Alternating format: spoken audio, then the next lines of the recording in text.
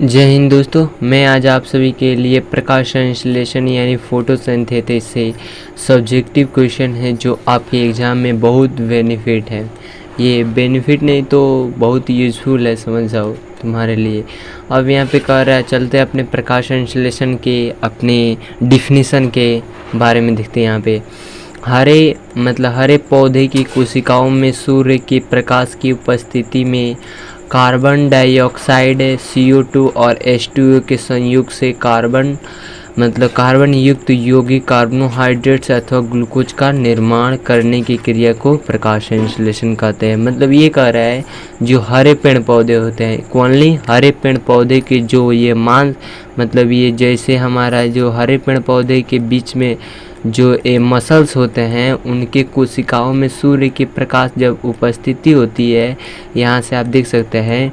तो यहाँ पे कह रहा है कार्बन डाइऑक्साइड, यानी कार्बन डाइऑक्साइड जो यहाँ से कार्बन डाइऑक्साइड लेते हैं और सूर्य के प्रकाश से यहाँ पे एनर्जी, ठीक है ना।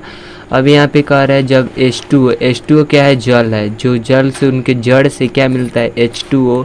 तो ये जब ये कार्बन डाइऑक्साइड और H2O के संयोग से इसी में ग्लूकोज का निर्माण होता है, ठीक है ना, ये प्रकाश संश्लेषण की प्रक्रिया में, ठीक है ना।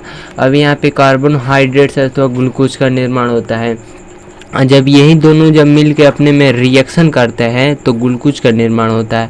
और जैसे ग्लूकोज का निर्माण होगा तो उसी को ही फोटोसिंथेसिस यानी प्रकाश संश्लेषण कहते हैं। तो हमारा डिफिनीसन ये हो जाएगा, हरे पेड़ पौधे के कोशिकाओं में जब सूर्य की उपस्थिति रहेगा तभी ना कार्बन डाइऑक्साइड और H2O के जब मिलकर बनेगा तो कार्बोहाइड्रेट्स अथवा ग्लूकोज का जब निर्माण होता है, ठीक है ना, यहाँ पे तो उसी को प्रकाश संश्लेषण कहते हैं।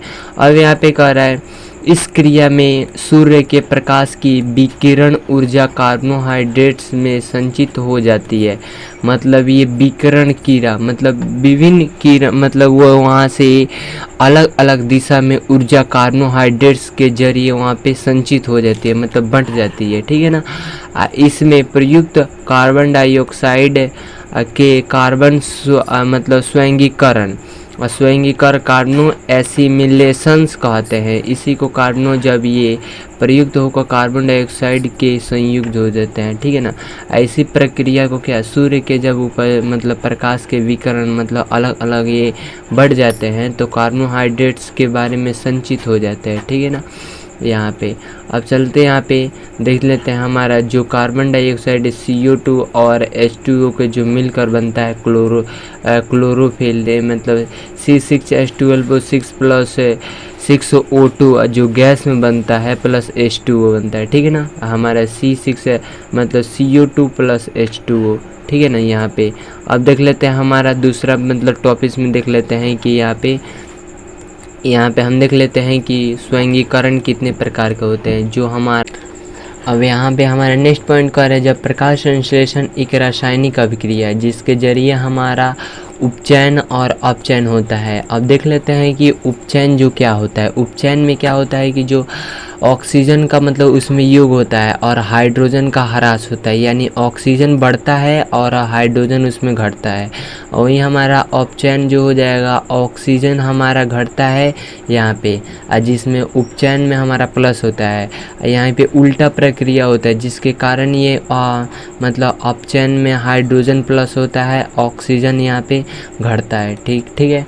अब यहाँ पे ऑक्सीडेशन और रिडक्शन की क्रिया जिसमें जल के अणुओं का उपचयन होता है, जल का अणुओं का क्या होता है, उपचयन होता है, ठीक है ना। ऑक्सीडेशन होकर जब ऑक्सीजन गैस निकलता है, ऑक्सीडेशन जब इसमें क्या होता है, ऑक्सीजन का योग होता है और हाइड्रोजन का ह्रास होता है, ठीक है। तो क्या निकलता है, तो गैस निकलता है, ऑक्सीजन के गैस निकलता है, जिसके कारण CO2 यानी कार्बन डाइऑक्साइड में के अणुओं का अपचयन होता है, रिडक्शन होता है, जिसके कारण क्या होता है, इसमें यहाँ पे हो जाएगा ऑक्सीजन का ह्रास हो जाएगा और हाइड्रोजन का योग हो जाएगा, ठीक है ना। और वही जब होकर कार्बोहाइड्रेट्स ग्लूकोज यानी शक्कर का निर्माण होता है, ठीक है। अभी यहाँ पे कह रहा है जो CO2 का मतलब अपचयन होता है, अपचयन के द्वारा जब CO2 का मतलब अपचयन होता है, वहीं कार्बोहाइड्रेट्स का निर्माण में स्वर्गीकरण शक्तियों एसिमिलेरिटी पावर, जैसे यहाँ पे देख सकते हैं जो हमारा ग्लूकोज के CO2, यहाँ पे CO2 मतलब यहाँ पे कह रहा है यहाँ पे ऑक्सीजन का क्या हो रहा है, ऑक्सीजन के यहाँ पे अपचयन होता है, जिसके कारण ऑक्सीजन के यहाँ पे ह्रास हो रहा है, तो ये हमारा कार्बोहाइड्रेट्स का निर्माण होता है। अब यहाँ पे देख लेते हैं कुछ इसमें एसिमिलेरिटिक पावर जो होते हैं, स्वर्गीकरण शक्तियाँ हैं, जैसे ATP हो जाएगा, मतलब NADPH प्लस, मतलब इसमें हाइड्रोजन का योग होगा तो ऑक्सीजन होती है, आवश्यकता होती है, ठीक है ना। जब इसमें हाइड्रोजन का योग हो तो प्लस का हो जाएगा योग इसमें, ठीक है ना यहाँ पे। अब CO2 का अपचयन का अंधकार मतलब डार्क में, परंतु स्वर्गीकरण जो शक्तियाँ का उत्पादन प्रकाश ही उपस्थिति में आता है।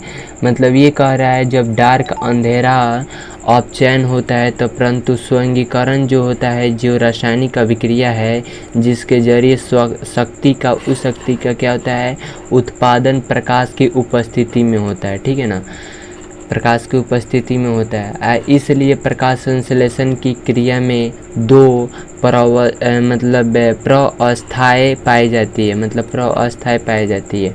और हमारा क्या हो जाएगा प्रअवस्थाई में, फर्स्ट ऑफ ऑल हमारा हो जाएगा प्रकाश आश्रित प्रअवस्था, मतलब लाइट डिपेंड फेज, ठीक है ना। इस जल का प्रकाश रासायनिक ऑक्सीकरण जो होता है, फोटोकेमिकल होता है, ऑक्सीडेशन ऑफ वाटर होता है, प्रकाश प्रक्रिया होता है, तथा हिल भी इस प्रक्रिया कहते हैं, ठीक है ना। ये क्या होता है, जो जल का प्रकाश रासायनिक ऑक्सीकरण होता है, ठीक है ना, इसमें प्रक्रिया होता है प्रकाश का, ठीक है, तो इसी को क्या कहते हैं, हिल प्रक्रिया कहते हैं।